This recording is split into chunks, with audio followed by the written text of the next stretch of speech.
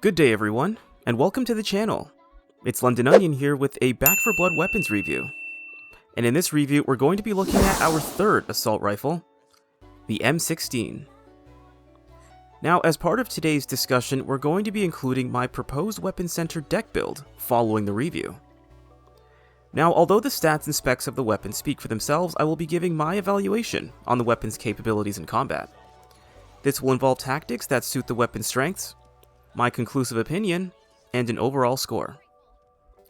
Now, evaluation will take place on 4 main fronts: ammunition economy, crowd control, mutation deterrence, and pressure combat. Before we get started, it is important to note that a weapon's shortcomings can be supplemented with one's card selection, but evaluation will mainly be geared toward the weapon's base attributes. Additionally, one's character choice can make a weapon somewhat more forgiving, meanwhile difficulty selection can accentuate or soften the downsides. So starting off with the M16's ammunition economy, which is essentially how long a weapon can practically last throughout a given level, the M16 is a burst-fire assault rifle that deals relatively high damage despite its description of moderate damage. The controllability of the weapon is almost unparalleled when compared with the other weapons in its class. And with a rather controllable burst fire setting, user error is the main reason for ammo waste.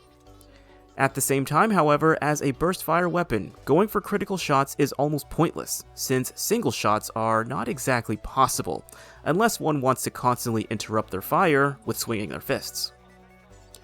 Additionally, with the correct damage buffs, the M16 only requires 2 rounds per ridden, and with a 3-round burst, chances are 1 round will go to waste, but in my opinion, this is not a significant issue.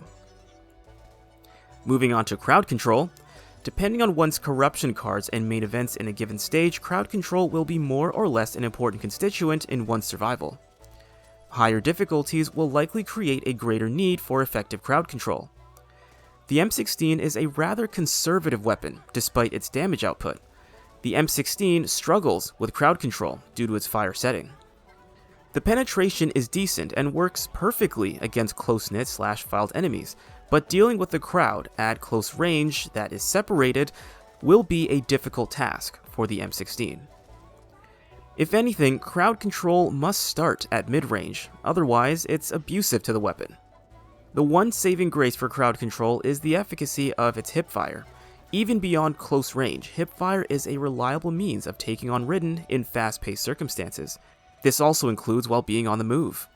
One's only other option is to pop in and out of aiming down their sights, firing, and resuming progression. Moving on to pressure combat, as I coined the term, this refers to how efficiently a weapon can eliminate targets in multiple areas, or how well a weapon can complement one's ability to engage and eliminate multiple scattered targets at varying ranges. Now, the M16 shines bright with pressure combat.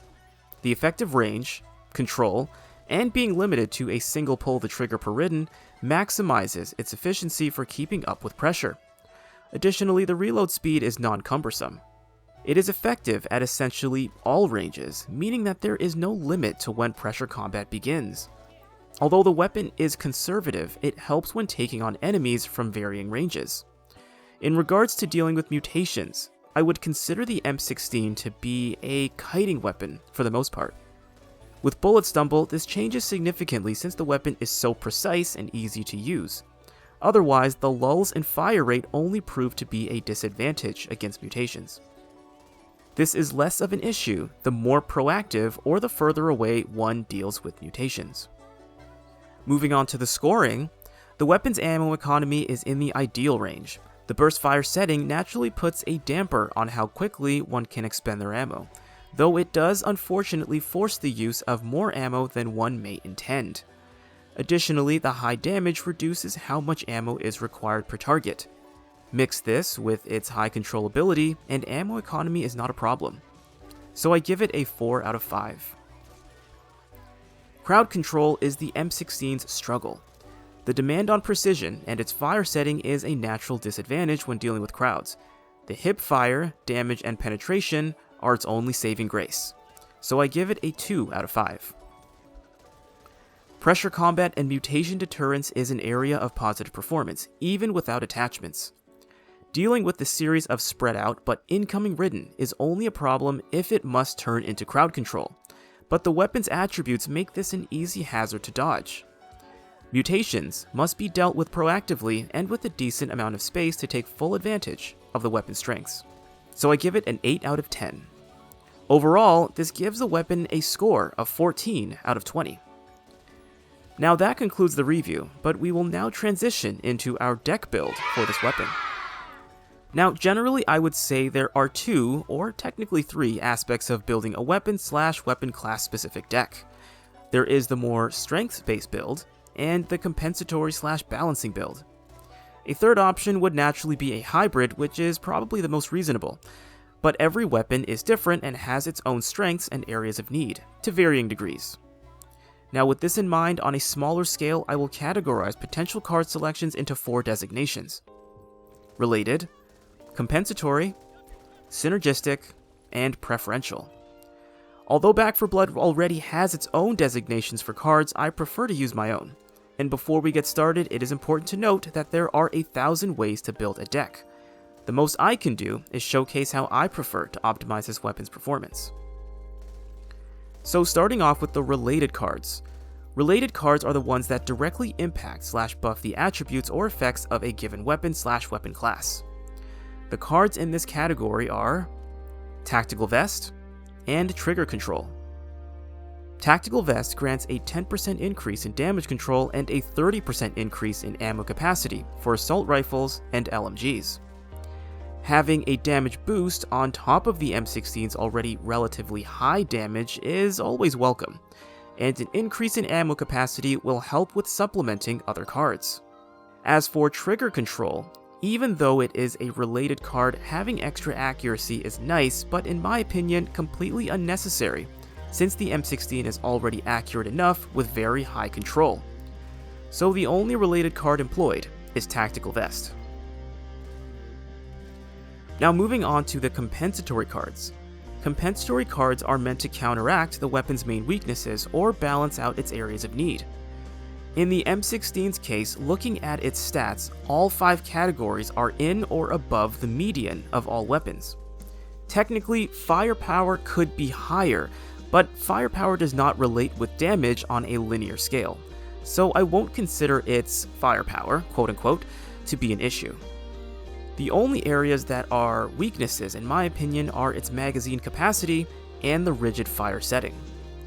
The fire setting cannot be changed, and there is only one card that can alter magazine capacity, and that is Power Reload, which increases magazine size by 30% after performing an active reload within 1 second of reaching low ammo, / when one's magazine numbers begin flashing red.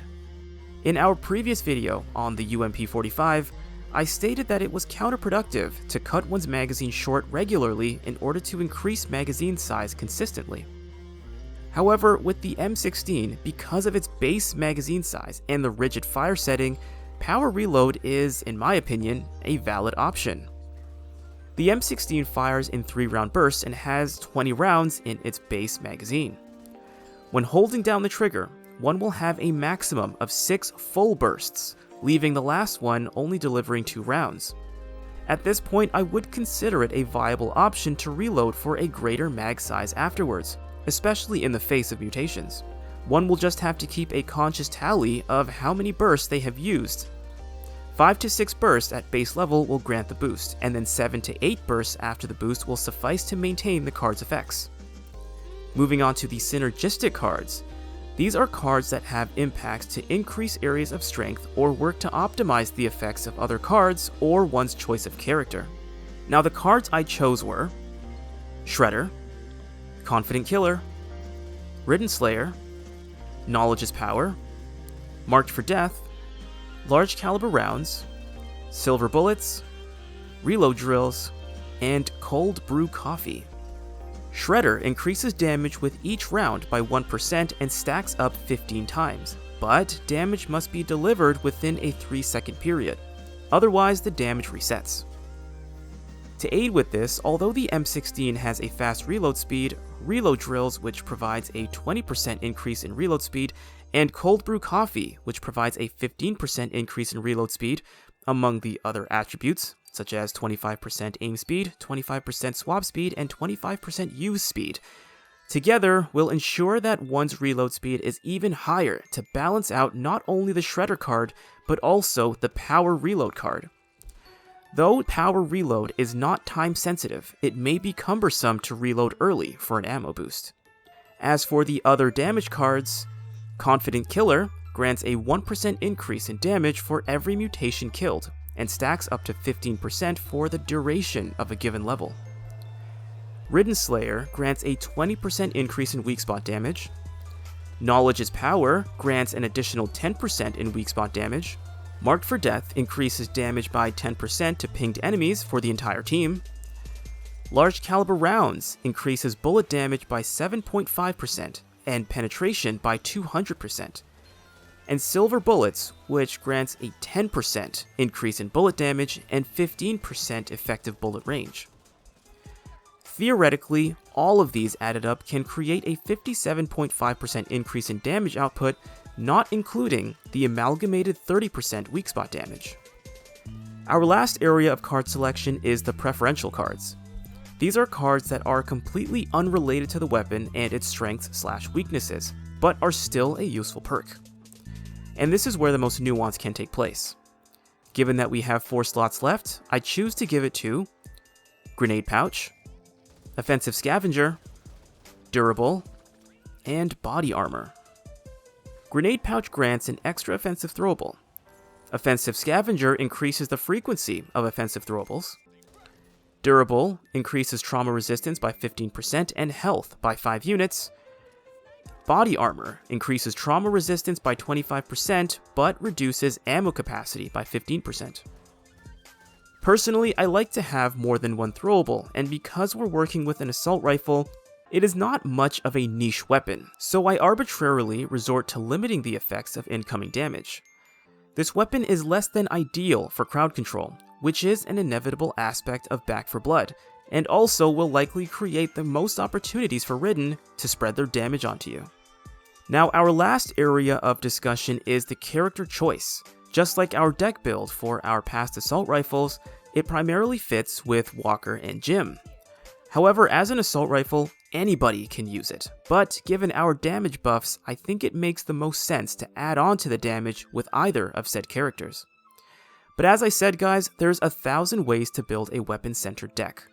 These are just my preferences. Otherwise though, that concludes the deck build. Thank you guys for joining me on this one, and in our next video, we'll be backtracking to the Ranch Rifle to determine its deck build. It's been Londononion, and I will see you guys next time.